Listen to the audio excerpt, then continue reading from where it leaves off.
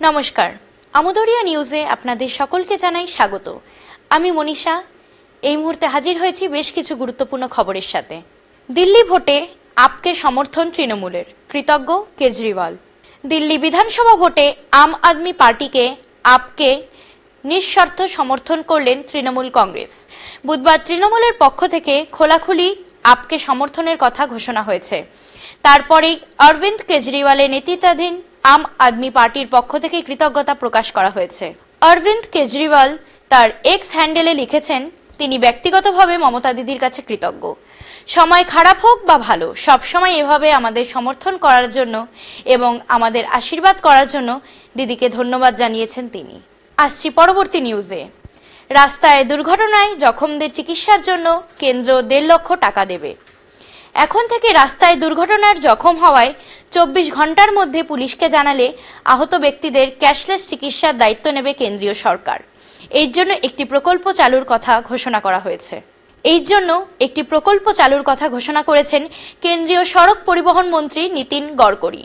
প্রাথমিকভাবে জানা গিয়েছে, এই প্রকল্পে আহত ব্যক্তির চিকিৎসায় 1.5 লাখ টাকা পর্যন্ত খরচ বহন করবে কেন্দ্রীয় সরকার। সেই সঙ্গে হিট অ্যান্ড রান কেসে মৃত ব্যক্তির পরিবারকে কেন্দ্রীয় সরকারের তরফ থেকে 2 লাখ টাকা ক্ষতিপূরণ দেওয়া হবে।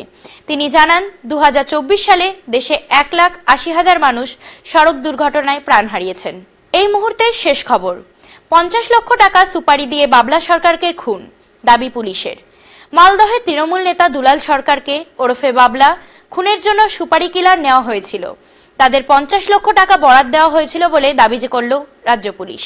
বুধবার রাজ্য পুলিশের এডিজি দক্ষিণবঙ্গ সুপ্রতিম সরকার ভবানী ভবনে সাংবাদিক বৈঠকে জানান, প্রথমে যে 5 জনকে গ্রেফতার করা হয় তাদের জেরা করে একটি সূত্র পাওয়া যায়।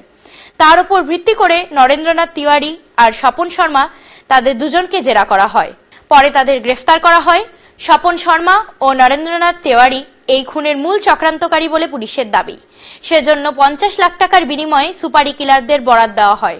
এখন এ পর্যন্তই। পরবর্তীকালে আসছি অন্য কোনো নতুন আপডেটের সঙ্গে। ধন্যবাদ।